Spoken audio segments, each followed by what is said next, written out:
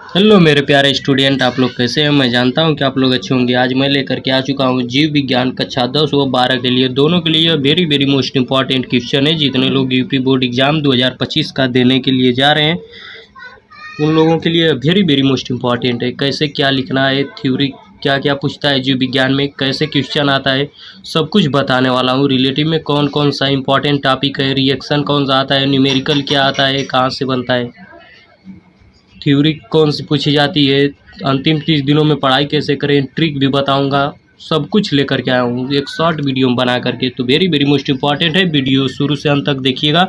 यह आप लोगों के लिए आज महत्वपूर्ण टॉपिक होने वाली है। तो हम लोगों का जो पहले आता है, थ्योरी पर भी चर्चा करेंगे। जो जो थ्योरी पूछी जाती है यूपी बोर्ड एग्जाम में, न्यूमेरिकल पर भी चर्चा करेंगे, रिएक्शन कौन कौन सा पूछा जाता है उस पर भी चर्चा करेंगे, 70 में 70 कैसे लाएं, बनाने की विधियों पर चर्चा करेंगे, रिएक्शन कैसे बनाई जाती है, न्यूमेरिकल कैसे बनाया जाता है, ट्रिक कहाँ से कैसे लगाएं। मोस्ट इम्पॉर्टेंट टॉपिक जो है, जीव विज्ञान के चैप्टर को पढ़ें। जीव विज्ञान के चैप्टर को पढ़ें। ये मैं जो 10 से 15 टॉपिक बता रहा हूँ उसको अगर पढ़ लेंगे तो वहाँ से आपका 30 से 35 नंबर का फंस जाएगा। उस 30 से 35 नंबर से ज़्यादा का ही फंसेगा। तो शुरू से अंत तक बने रहिएगा। आप महत्वपूर्ण टॉपिक सबसे पहले पढ़ें।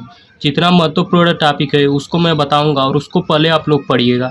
जीव विज्ञान को कम से कम 1 घंटे का समय दें। चैप्टर वाइज थ्योरी और रिएक्शन पढ़ें जो वेरी वेरी मोस्ट इंपॉर्टेंट है। तो सब कुछ मैं आप लोगों को बताने वाला हूँ इसी वीडियो में। तो शुरू से अंत तक बने रहिए आप लोग। पहला हम लोगों का आ जाता है मादा जनन तंत्र का सचित्र वर्णन करें।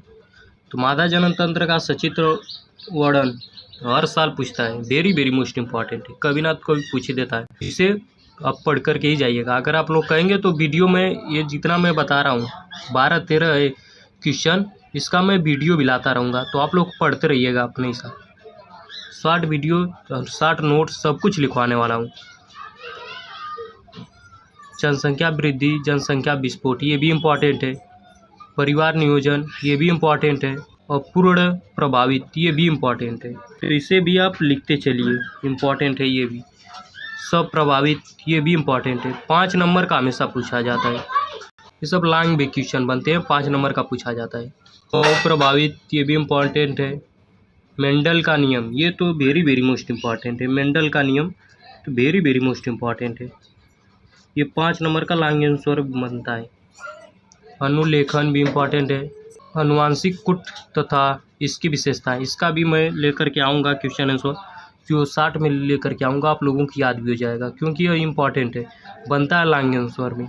जैव विकास संबंधी मिलर का प्रयोग, ये भी इम्पॉर्टेंट है, इस पर भी चर्चा करेंगे हम लोग। ये भी 4 से 5 नंबर में आता है, जो कि अति लघु उत्तरीय प्रश्न में पूछा जाता है। लैमार्कवाद तथा डार्विनवाद, ये भी इम्पॉर्टेंट है। ये भी 3 से 4 नंबर में पूछा ही जाता है। आधुनिक मानव, आधुनिक मानव भी इम्पॉर्टेंट है, इसे भी आप लोग पढ़िएगा। आधुनिक मानव को भी, आधुनिक मानव भी इम्पॉर्टेंट है, तो इसको भी आप लोग पढ़िएगा।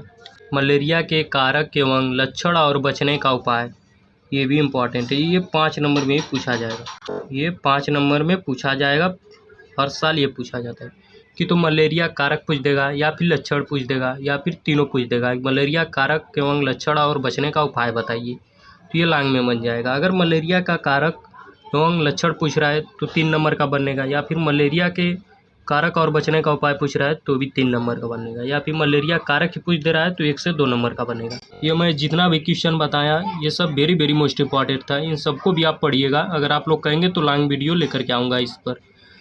तो जय हिंद जय भारत, फिर मिलेंगे न्यू वीडियो के साथ। तो आप लोग तब तक अपनी पढ़ाई जारी रखिए और इस वीडियो के जितने भी बच्चे हाई स्कूल व इंटरमीडिएट की तैयारी कर रहे हैं उन लोगों तक इस वीडियो को शेयर करिए।